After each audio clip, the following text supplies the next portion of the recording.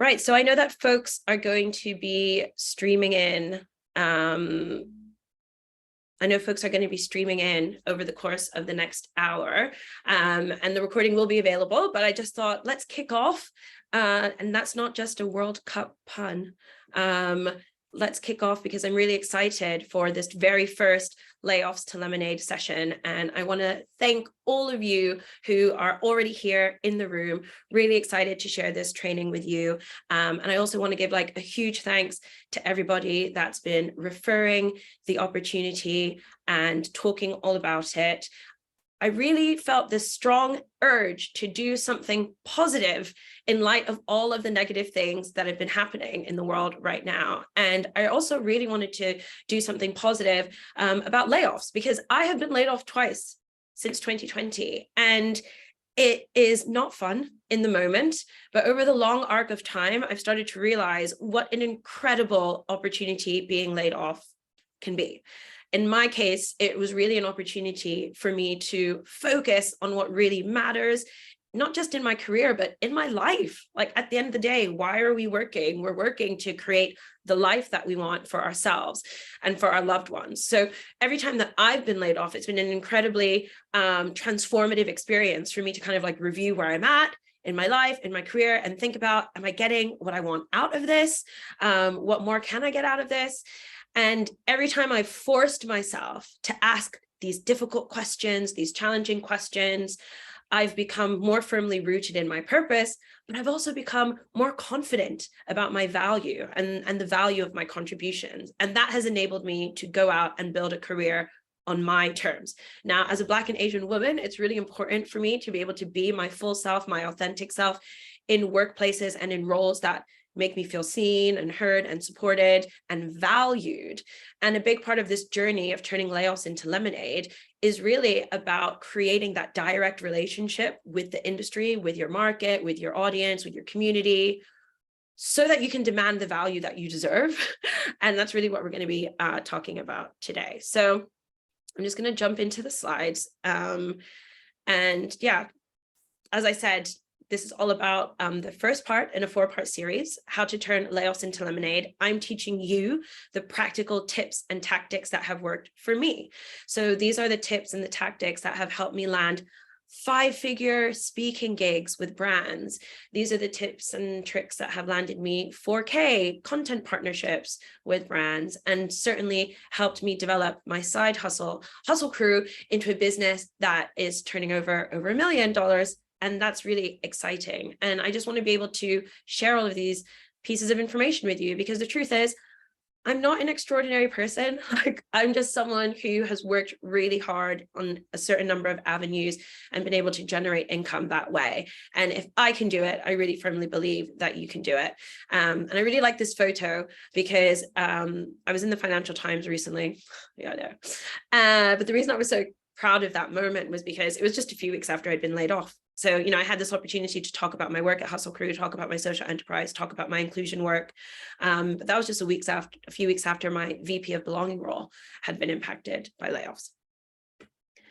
So here is what Layoffs to Lemonade curriculum looks like over the coming weeks. We're going to be running these events in January as well. It's a 4-part training program. The first part is all about self-awareness and work-life compatibility. That's what we're going to be covering today. The second part is all about storytelling. So that's using platforms, which platform are you going to use? How are you going to monetize the content you put out on that platform? Tactics from the world of creators. If you know my podcast Techish, this is a world I know quite well through that world. So yeah, I'm going to be teaching you what I've learned, not just through Techish, but also through social media and Hustle Crew, about how to make money and how to use your storytelling on those platforms to get the career opportunities that you want. In the third Layoffs to Lemonade lecture, we're going to be talking about networking and developing opportunities. So that's building your virtual network, building your in real life network, how you can turn all of those connections into exciting opportunities, specific ways that you can use your connections in a way that doesn't feel transactional or exploitative, but actually acknowledges the long-term value of those connections and those partnerships. And then the final event in this series is going to be all about pricing and negotiating. So hopefully you will be able to come live to all of those. If you can't make it live, you'll be given the resources and the recordings afterwards. But joining live is the best because you get to ask questions. So here is how this hour is going to go. I've put the time in UK because that's where I am. I'm in London. The first 5 minutes, agenda and housekeeping. I'm going to move on to housekeeping in a minute. Then we're going to focus on 3 lessons. The first lesson is moving from a place of hurting to healing. I'm going to share with you the ways that I have been able to do that, tools that I've used, resources that I've used. The second lesson is about how you can learn about yourself, your ideal role and team, because that's such a critical part of this journey. And then the final lesson is all about thinking about the legacy that you want to leave behind. When your time on earth comes to an end, you know, your career is going to be a big part of that. You spend most of your waking time at work. So thinking about that, and then thinking about how compatible your view of work and legacy is with the lifestyle that you want to live, how healthy you want to be, how balanced you want to be. And I'm hoping that that will bring us up to maybe 22 or quarter to the hour. And then I am going to create space for audience Q&A. So hopefully you're excited by these lessons. Hopefully this sounds like what you need to be learning right about now. I'm just going to talk a little bit about housekeeping. So if you are dialing in on your laptop, I would highly recommend getting your phone out now to open up Slido. I've decided that we're going to use slido.com for this Q&A. If you're not familiar with Slido, it's basically a page where you can submit questions. You can also upvote on questions that have already been submitted that you would like answered. So you can head to slido.com and enter the code there, or if you've got your phone on you, you can scan the QR code. Abiola is also sharing the link in the chat. But yeah, here we go. A little bit of housekeeping. So this is a safe space. Of course, all Hustle Crew spaces aim to be, but it is also a brave space, right? So why are we all here? We're here to improve our careers. We are here to close the gap between our career, goals and our career reality. And that means we're here to learn, and we're here to share, and we're here to grow. But more than anything, we're a community, and I really want to make sure we're looking out for each other. You're looking out for me. We're going to be navigating some complex emotions here, and I just want to put that out there from the beginning. And yeah, let's be respectful. I'm going to be sharing some deeply personal stories relating to myself, relating to my feelings about my career, my feelings of feeling included or not in my career. And I'm very cognizant of the fact that some of these stories might be triggering if you've been through similar stuff, or just might make you feel uncomfortable. So here's my trigger warning, blanket trigger warning coming out at the beginning of this session. I would also encourage you to use the chat function if anything is particularly resonating with you, or if you want to share anything, even if you want to come off mute, just holler, let me know. But yeah, just be mindful that, we should be respectful of everything that's shared and honor the privacy of this space. So with that in mind, just a little bit about Hustle Crew in case you don't really know a lot about us. We started as a community in 2016. I had just quit my job working in a tech startup in London where I was the only Black employee, and it was not going very well. It was before the Solange song, Don't Touch My Hair, had come out. So they just didn't know that they shouldn't touch my hair, amongst other things. But what started as me quitting a really toxic environment became a powerful journey of entrepreneurship and community building. I started setting up meetups first Saturday of the month in London for anyone that identified as an underrepresented techie. And years later, we've been able to turn the insight from our community, which is now close to 40,000 people across socials, across the email newsletters, across everything, turn those insights into inclusion education for employers that want to practice vulnerability to increase psychological safety. And it's been an incredible journey working with NHS, Sky, Blue and Wild, Stella McCartney, and hopefully many more employers in the future. So now I'm jumping into the content. I just want to remind you, you are going to get a worksheet at the end of this session. So I invite you to be present as I run through this content, really try to listen to everything that I share and try to think about how it resonates and connects with you and your story and where you are right now. But yes, please take notes if it helps you learn. So let's talk a bit about this first part, moving from a place of hurting to healing. First of all, why does it matter? You're like, but Ezzy, I came here to learn how to make more money, not talk about my feelings. But the truth is, we're all in our feelings all the time. And if you want to be an effective entrepreneur, an effective public speaker, consultant, freelancer, you need to feel really confident.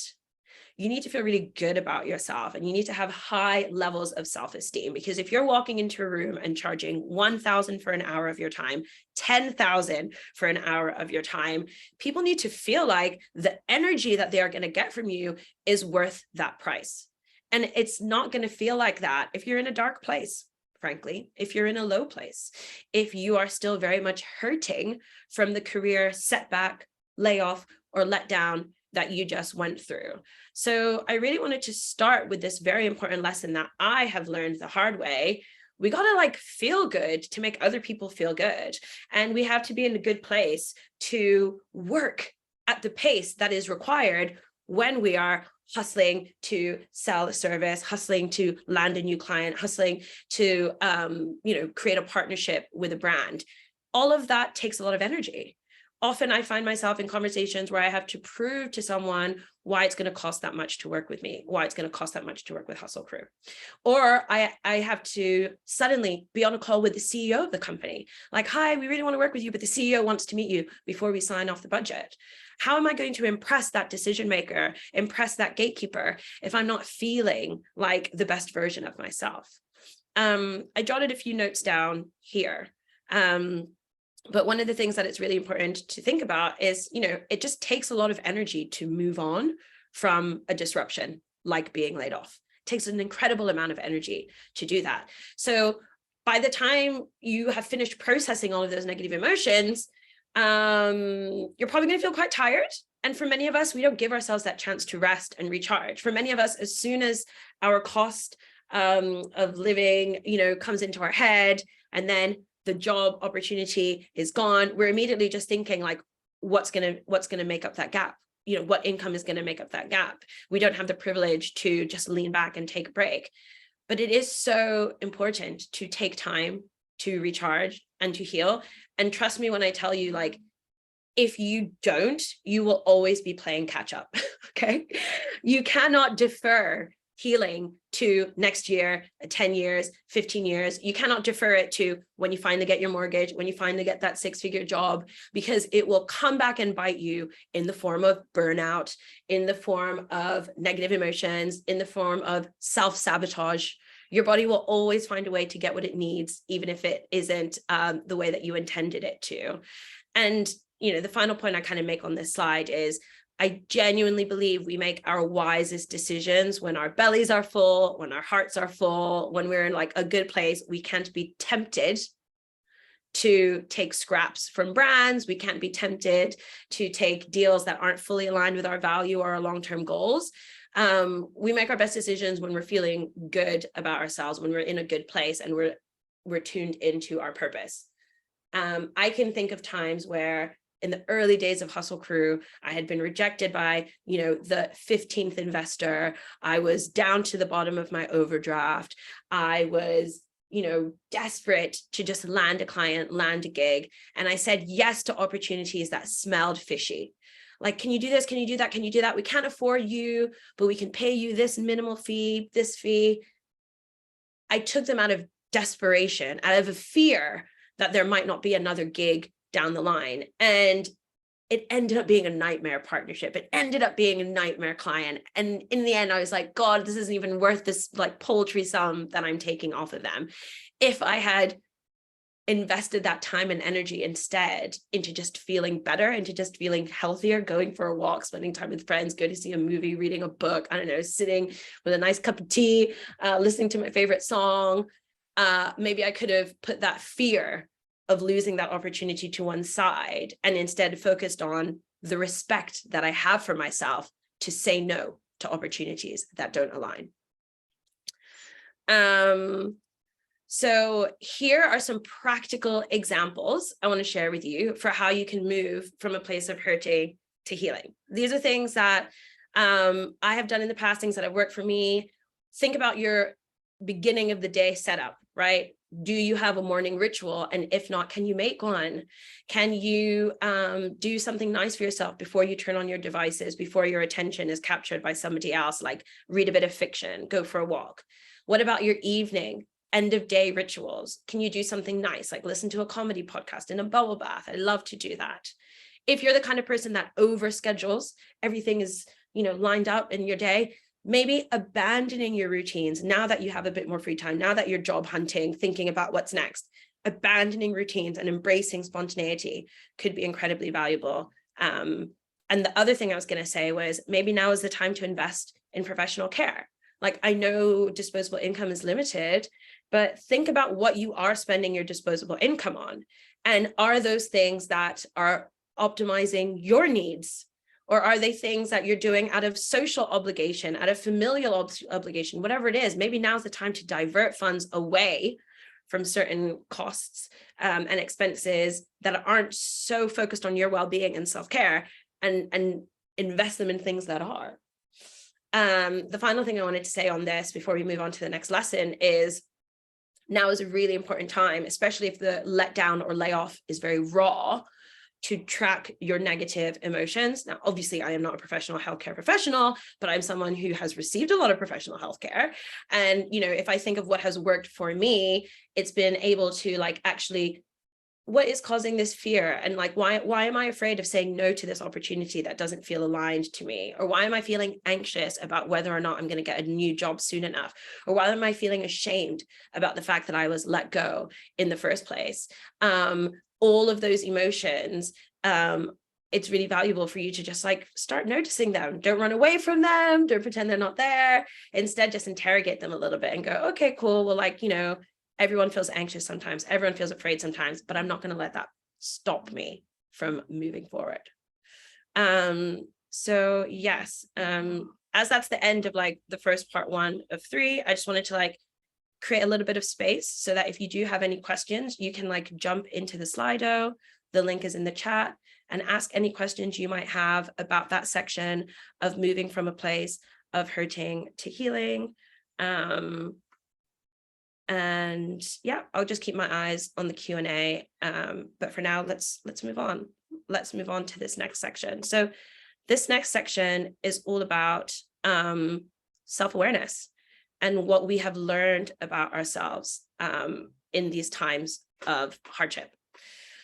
So one of the things that I've been learning about myself since leaving the vice president role that I've been in for the last 2 and a bit years is it's really important for me to feel like my line manager has my back.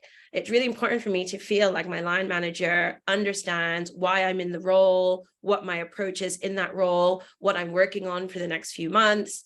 I was in a super challenging situation where I had almost 10 line managers in less than 2 years, which is an incredibly challenging situation to be in, especially in a vice president role. Your exec that you report into in the C-suite determines the success or failure of most of your initiatives. So when that exec is changing every 8 to 10 weeks, it's a stressful time.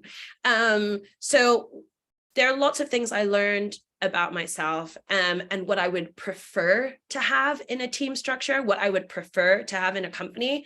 And I think now is the perfect time for you to do that process of interviewing yourself and starting to understand and recognize what it is that you need.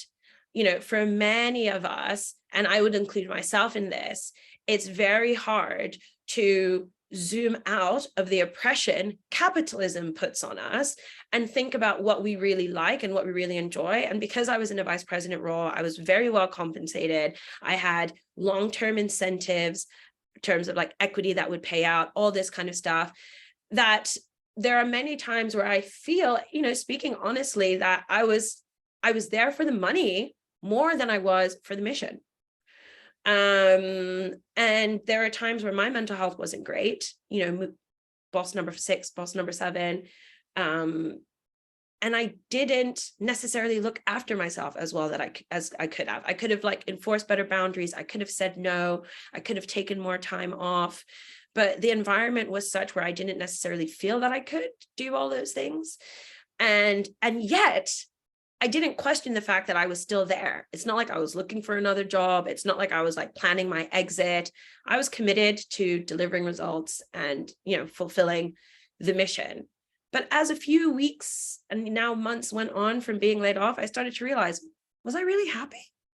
Did I really enjoy that? Like, could I have really stayed there, 2 more years, 3 more years, and felt good about the time that I spent there? I'm not so sure.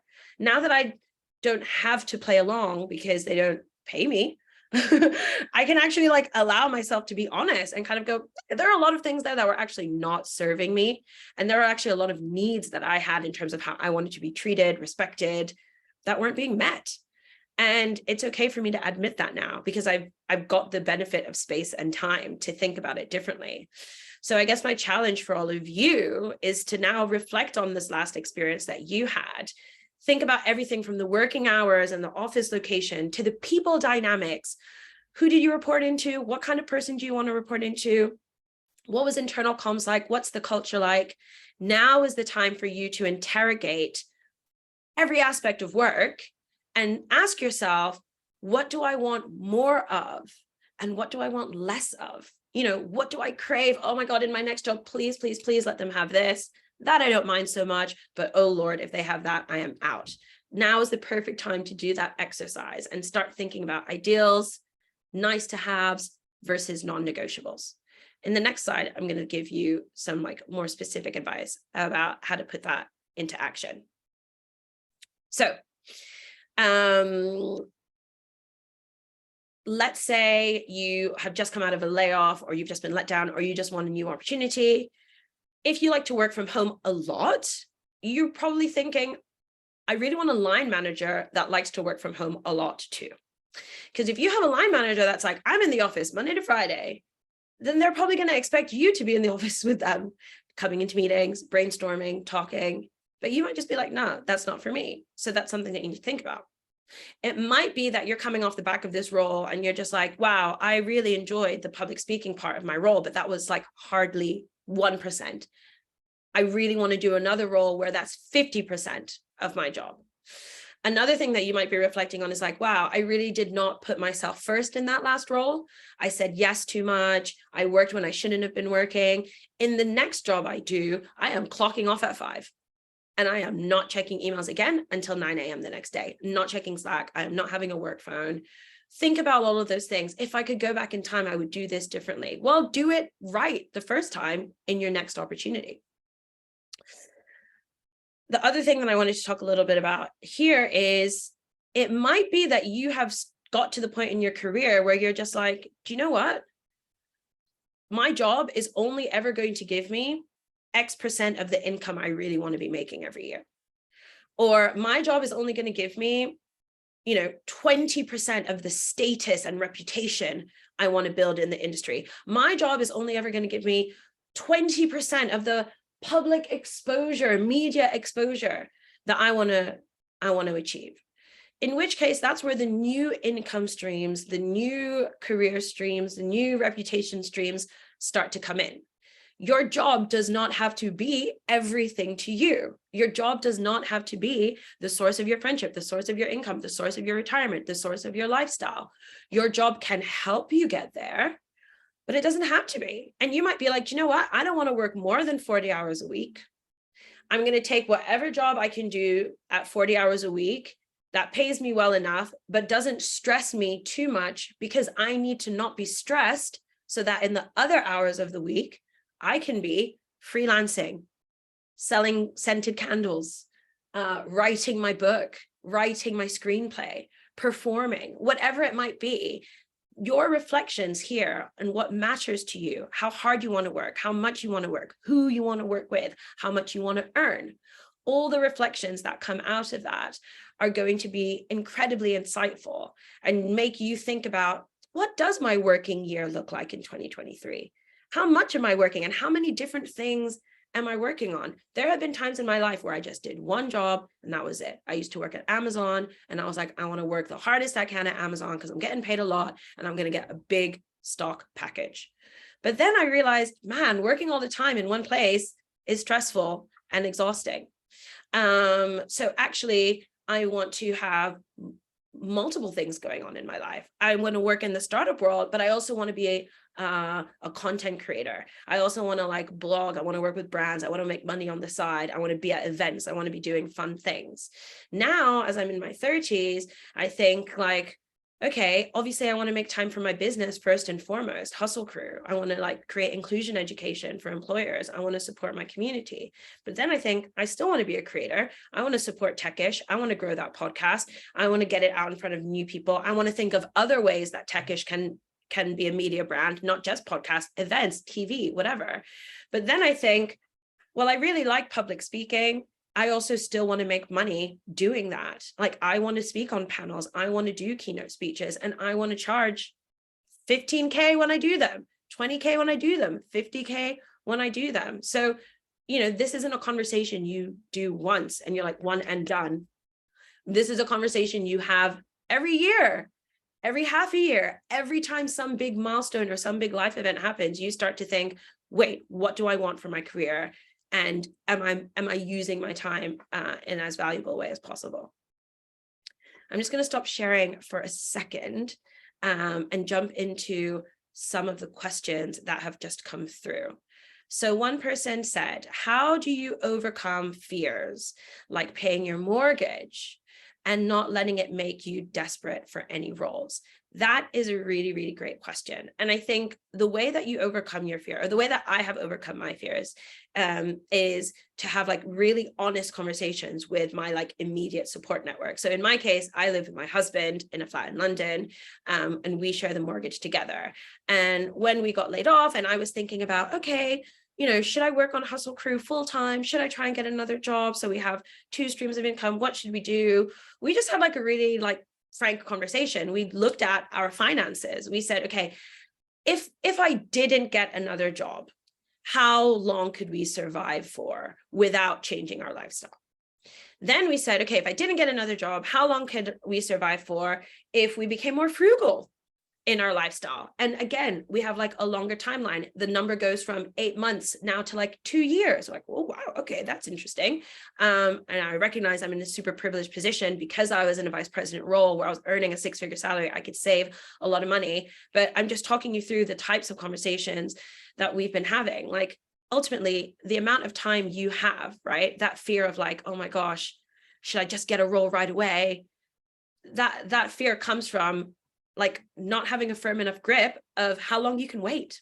How long can you afford to keep saying no to roles until the right role comes? You're the one that has the answer to that. So do those calculations, get a spreadsheet out, open Google spreadsheets, Excel, whatever it is, open up the banking apps, check the balances, do the budgeting, work out your outgoings, and based on those outgoings, based on the savings, how many months do you have left?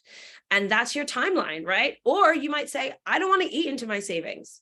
And if you don't want to eat into your savings, then get the job right away, but then be willing to walk away from it if it doesn't serve your needs. Please, feel free to ask a follow-up question if you don't think I've like hit all the marks there, or feel free to like send a follow-up in the chat. But yeah, I would definitely say that like the best way that I have found to overcome negative emotions is just look for facts and look for evidence. So if I'm afraid of running out of money, then I need to find the evidence for how much money I have and how long that money will last for.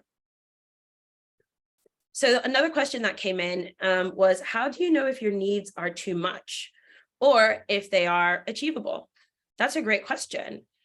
So there's no, as far as I know, like universal standard of like career needs. I think that's like an ever evolving question, an ever evolving dynamic. I think the average person will spend like 80,000 hours at work in their lifetime, which is a pretty sizable amount of time. So, the way that I would answer that question is, you have the right to spend those 80 hours however you choose to see fit, because life is a one-way ticket, right? Life to death. That's the end. And I think we should all be willing to express our needs, but we have to also be willing to compromise, right? Like at the end of the day, it's a job. You're contracted to fulfill a need. And the minute that relationship doesn't work on both sides, it can end, it can expire. So I think that question of like, are my needs realistic or not? You will learn that as you go about trying to have your needs met. And you will go through that constant adjustment and reset as these conversations happen. I would probably say that like when I started out my career in 2010, my needs were very low. It was like, we were just coming out of recession. We were just coming out of a credit crunch. I was just happy to have a job. Like, I didn't care about the benefits. I didn't care about anything. The world is very different now. And, young people know things that I didn't know then. They know about like the importance of like work-life balance, and they know about the importance of setting boundaries, and they know about like mental health and things that I didn't know. And I think that's a great thing. But I think a lot of business leaders have not adjusted to that. So there are probably a lot of people in the workplace too much right now whose needs feel like too much. That's not necessarily a bad thing. It means that they might not have them met. But yeah, I would probably say that like you will know if your needs are achievable or reasonable based on the feedback you get from recruiters, from collaborators, from partners. And what is unacceptable or unachievable to one person could be baseline bare minimum for another. Again, please let me know in the chat or in the follow-up if that was helpful. Happy to shed a bit more light on that. So then the final question I'm going to answer here before I jump back into the slides is, after leaving my job, I do not know if I have enough skills to become a freelancer. Is that imposter syndrome, or is there truth to it? Well, I don't know you, but I would probably say you should probably go on a website like Fiverr.com or Upwork.com or The Dots, and just have a look at people who are out there freelancing. It doesn't really take a lot. At the end of the day, it's just a type of labor. It is just a type of labor. It is an exchange of time for money. Some people freelance literally like data entry. It's like, who can transfer the data from this to that? Now, I'm pretty sure if you've had any job, you can probably do that. If you're here on a Zoom call, if you manage to navigate your way to a Zoom call, then you can definitely navigate your way through some data entry.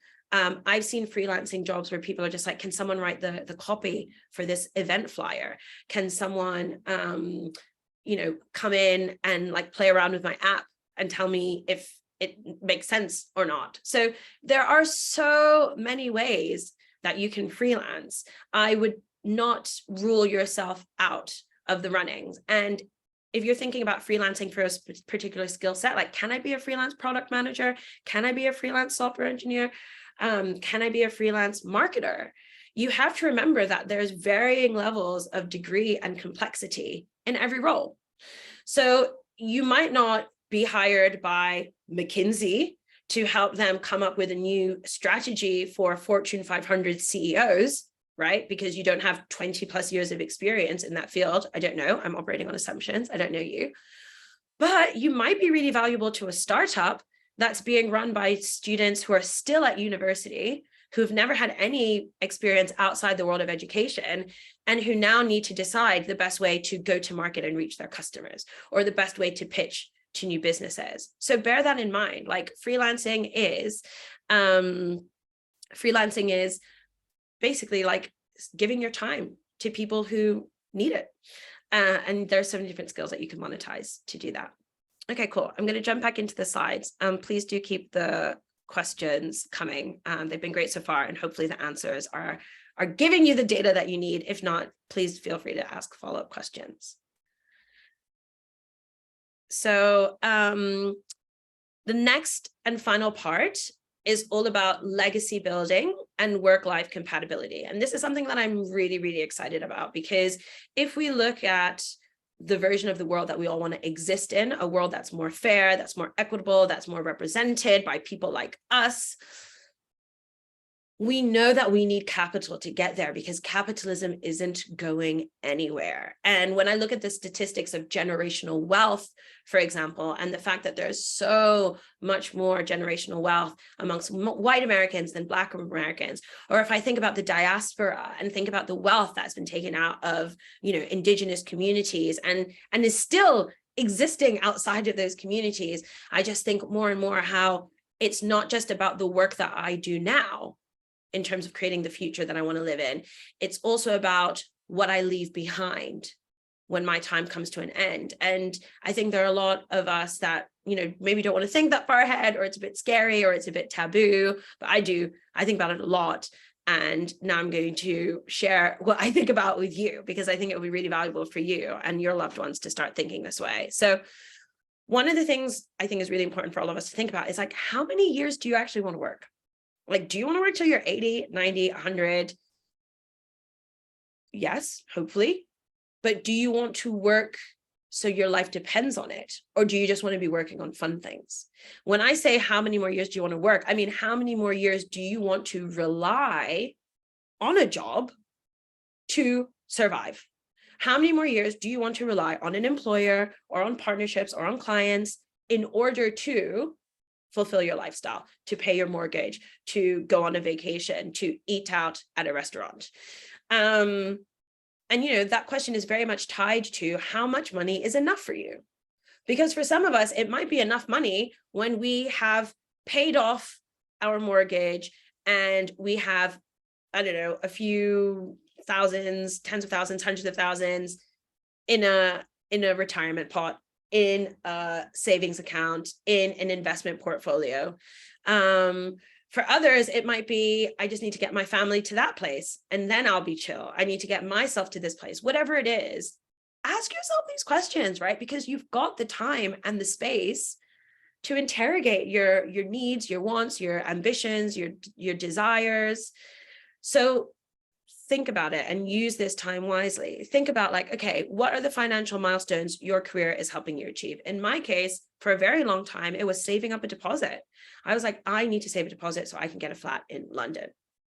And that moment came in 2020, and I was incredibly grateful for that. But now my financial milestone is like save up a deposit for a bigger place, right? So that's something that I'm thinking about. I was like, I want to save up a big deposit again, because I want to like move out of my small apartment into maybe a house or maybe a bigger apartment.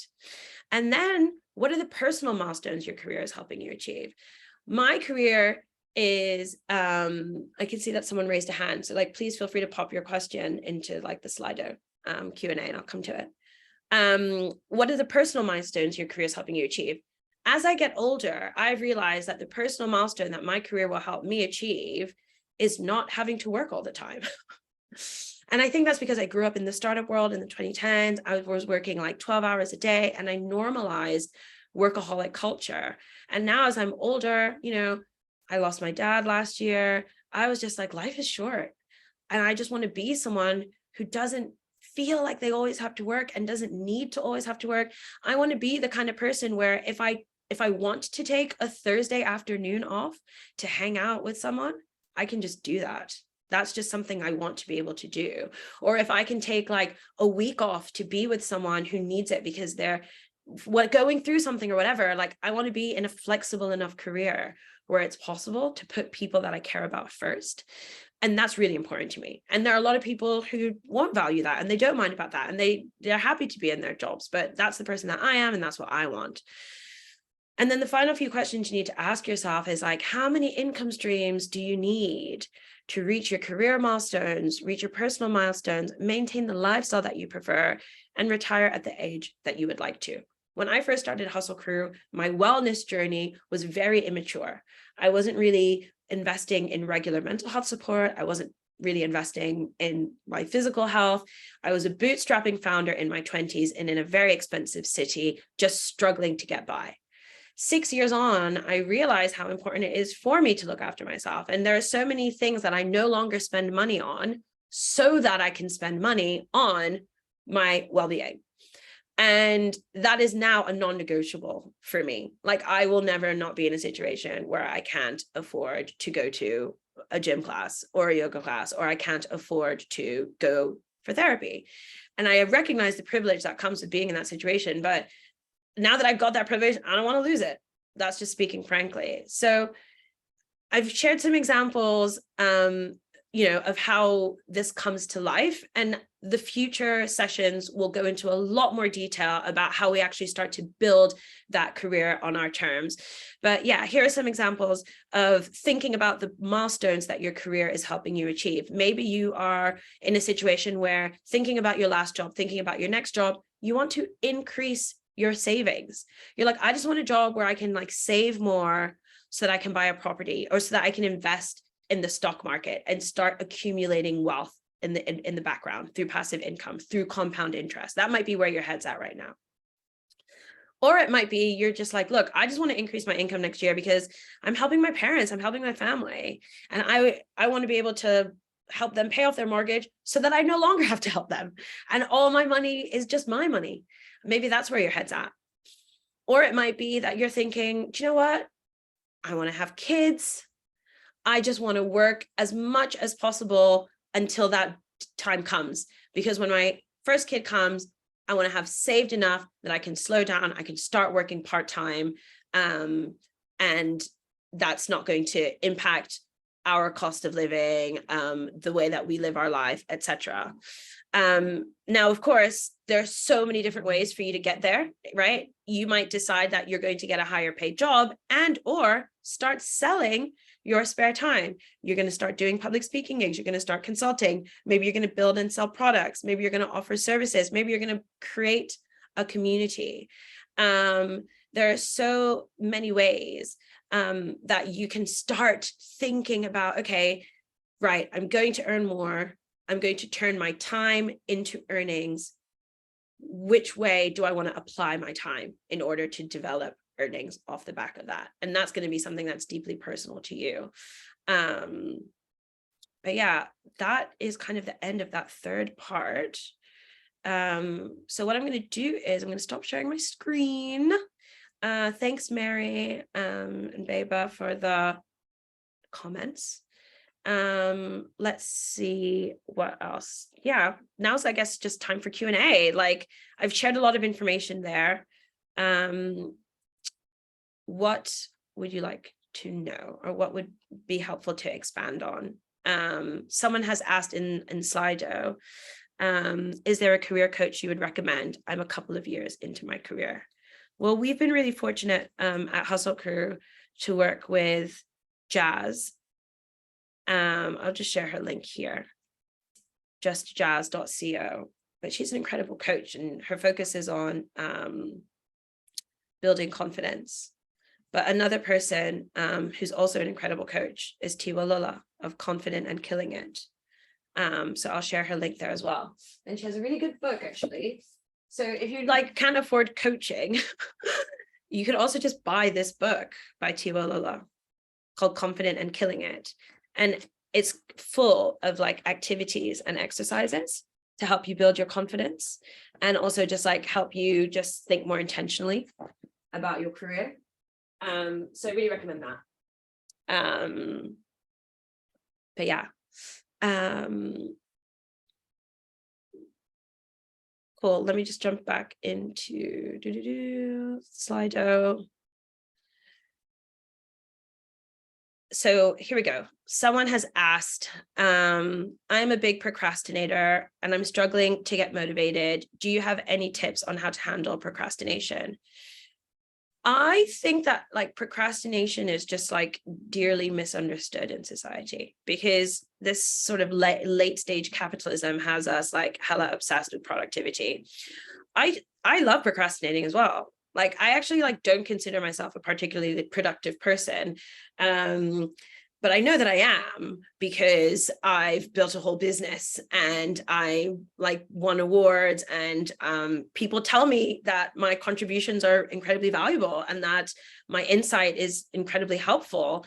So the first thing I was going to say is we're not the best at seeing ourselves sometimes. And person who has said you have a procrastination problem, you just, it might not be that bad. You might be as much of a procrastinator as I am. But in terms of how to handle it, one thing that's been really helpful for me is kind of recognizing when my brain is at its best. So there are certain times of the day where I'm just really undistractable. And it is usually when I first wake up. So when I first wake up, I'm feeling really well rested. I'm feeling really energized. And I've got a lot of fresh energy to put into a task. And I'm very protective of my mornings for that reason. If I wake up and go on social media, it's like a waste of my best mental juices. Like I would rather go on social media like at the end of the day, because I'm not getting a lot of value out of scrolling, right? But what I do get a lot of value out of doing is like preparing client proposals, preparing like pitch decks for new partnerships, writing blog posts. So I like to block out the mornings to do the time that's most important. So I guess what I'm trying to say is like schedule procrastination time. Like if you love procrastinating, then like actually schedule procrastination time, but schedule it at the time of day where you're not very productive anyway. And then the times of day where you are really productive, make sure that's the time where you are doing work. And if you're like really productive, like after lunch or at the end of the day, don't like go to your yoga class then, or like do your weekly Zoom call with your best friend.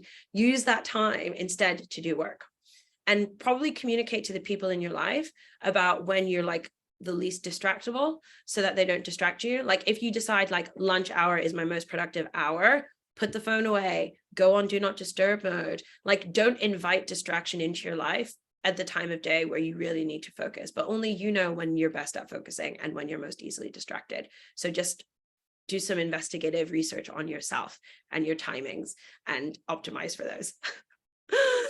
The next question was, how do I find a career that could align well with my morals and making enough money?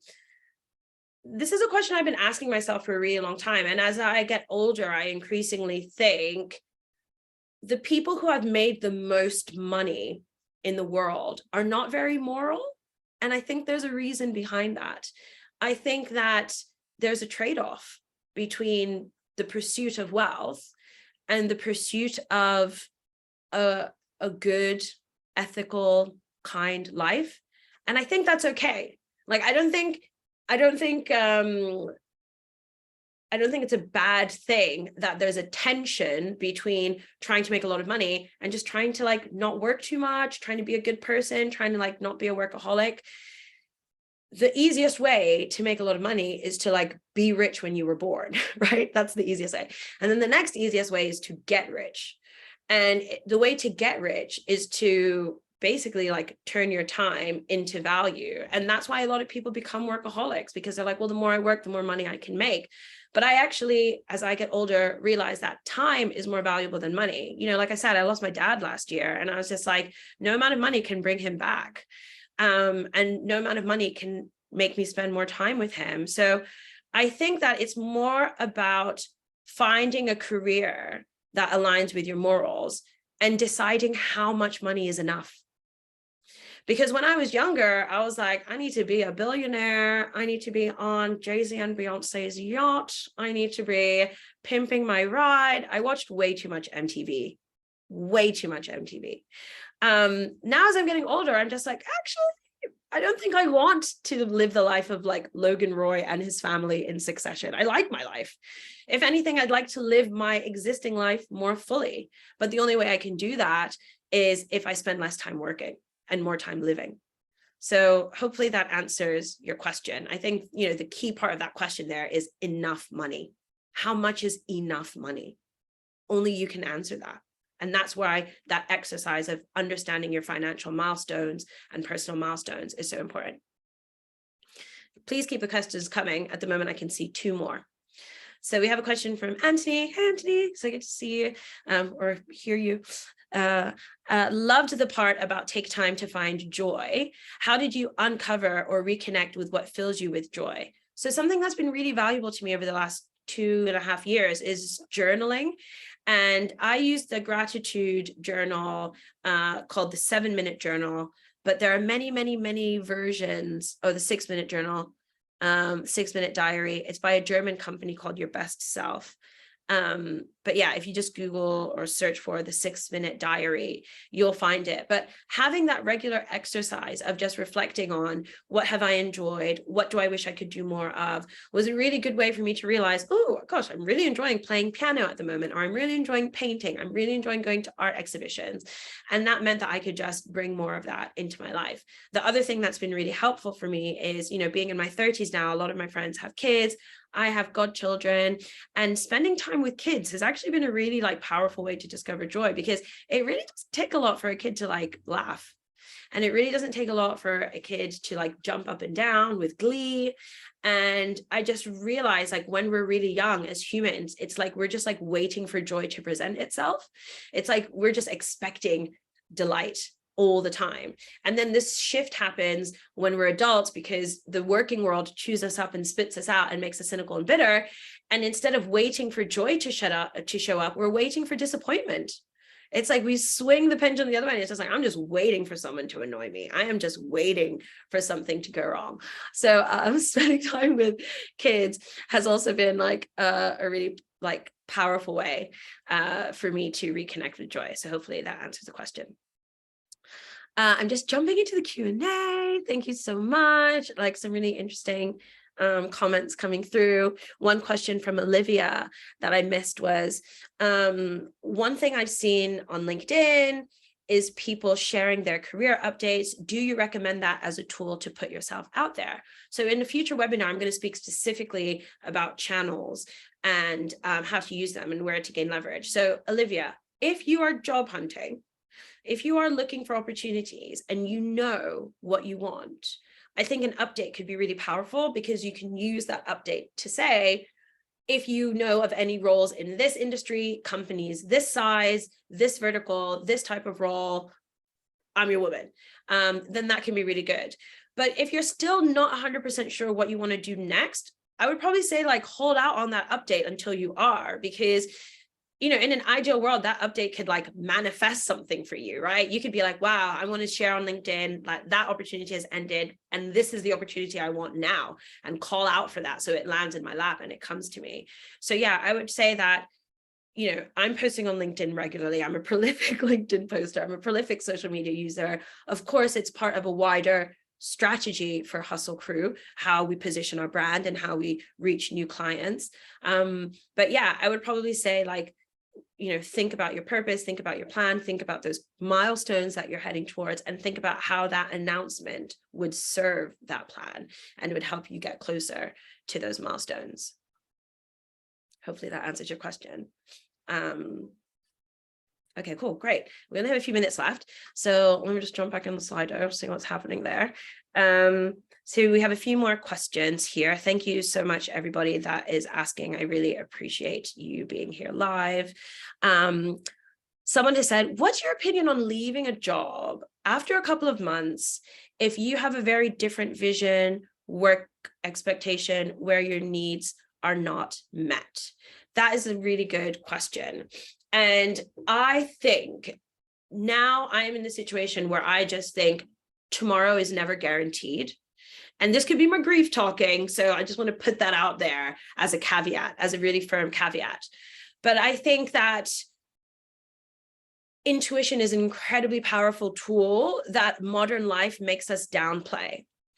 And if you feel at month 2 that the job is not what it was sold to you as, then you should probably go if you can afford to financially, because otherwise you're just going to be in that same space 10 months later, but with more of that baggage and more of those negative emotions. So as an example, when I joined Amazon, I think I did something like 15 job interviews. I did so many job interviews, and I wanted the job so badly. It was going to be a big pay jump from my job at Groupon. But when I actually got to Amazon, I was like, is this a company I interviewed for? I felt like they presented this really dynamic, engaging, innovative, startup-y vibe. But when I got there, it was so dry. People didn't even, someone on my team who did marketing did not know what Instagram was. I had to explain to him what Instagram was. And I was like, but you're on the marketing team. What? So I wish I could have left then, but I'd spent my signing bonus on a trip to Coachella, and then I paid off the credit card, and I basically was somehow had no money. So I had to work at Amazon until I could build back up a bit of savings and a bit of credit. But I literally quit after like 12 months, like literally the amount of time that meant I could quit and not have to pay back my signing bonus. As soon as that day came, I was like, I'm out. If I could have quit sooner, I would have, because I didn't become any happier there. Or if anything, I became even more miserable and disconnected and more excluded. So my opinion is, if it's not where your needs are being met, get out. Life is too short. And instead of having 6 more months of unmet needs, you could have 6 more months of exploring, getting to know yourself better. Someone said, I use 6-minute journal. How do you get over the opportunity cost of a career you've put years into for a completely new direction? I mean, opportunity cost is just a concept, right? Like sunk cost fallacy. They're all just concepts. They're all just ideas. They're all just notions. So if you decide that moving in a new direction is more important than staying on track with one you're not excited about, you have literally solved the problem of getting over opportunity cost. Like, you are the one that's deciding it's a hang up for you. You are the one that's saying, I don't want to leave this behind. But you could very well be saying, I'm ready to leave this behind. I'm excited to start something new. You tell the story. You are the storyteller of your career. You are the person that tells the tale. So my advice to you would be, if you want to move in a new direction, do it. Go for it. And don't see it as a sunk cost. See it as the steps that got you to the point where you're at today, because that's literally what they are. You wouldn't be at this point where you're deciding to do something new if you hadn't been at the point where you decided that where you were is not where you need to be going forward. All of these things are connected. They're all connected. Could you be the person you were here today if you didn't have that horrible breakup or letdown or layoff a year ago or 6 months ago? Could you be like the person you are today if all of the experiences you've been through didn't happen to you? No. So I don't believe in like a wasted experience. That's maybe my growth mindset talking. But yeah. Someone says, how do I create a sustainable 5-year plan? You need to have a strong relationship with yourself. You need to know who you are. What are your strengths? What are your weaknesses? And I'd probably say, like, if you're asking me how to create a sustainable 5-year plan, you're probably in a place where you should maybe make like a shorter time window of plans. Maybe you need to just make like a 1-year plan or a 3-year plan and revisit that regularly. But whether or not that plan is sustainable comes down to you. Like, what percentage of the goals you wanted to achieve this year did you achieve? If it was 100%, dream bigger. If it was 1%, dream smaller. You're the one that decides what's a sustainable amount of ambition to bring into your life. So yeah, I would just say, look for the evidence of what you've been able to achieve in your plans so far and think about what could make those plans better. Okay, so now just in the final minute, I'm going to talk a little bit about people pleasing. How can you find a good balance of saying no? So Annie, I'm still working on this, but what I find is, if you're a people pleaser, you need to say no an uncomfortable amount of times, because you just want to say yes all the time. So you're not going to find a good balance of saying no. It's always going to feel hard. You just need to get comfortable with saying no an uncomfortable level of times. That's what's been working for me. Like, I still find it really hard to say no, but I just remind myself that I probably always will, and I just have to remember I'm saying no for the right reasons. Someone has said, thank you so much for this webinar. You're welcome. How can I ensure I set my boundaries right from the start with a new job? Work life is extremely important. I think what you should do is just be yourself, right? Just, gather the confidence of Elon Musk for one day and just go in there and be like, this is what I need and this is what I want, and just see how the cards fall, see how people react to you. I think more of us need to just bring a little courage into the space and say, hey, this is what I need. I am leaving. The workplace is changing. It's changing slowly. And a lot of people don't want it to, but change is afoot, and boundaries are a big part of that change. So, maybe you have an opportunity to be the pioneer in your office. It's going to feel scary, but do what you need so that you don't have any regrets. And if they can't take that, obviously compromise to some degree, but your dignity is not worth compromising for. Your health is not worth compromising for. So bear that in mind. Okay, everyone, with 1 minute to go, I'm going to wrap it up. I just want to encourage all of you to follow us on Hustle Crew Live.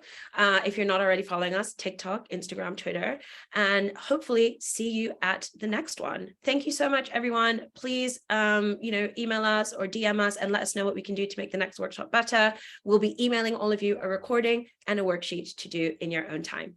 Take care.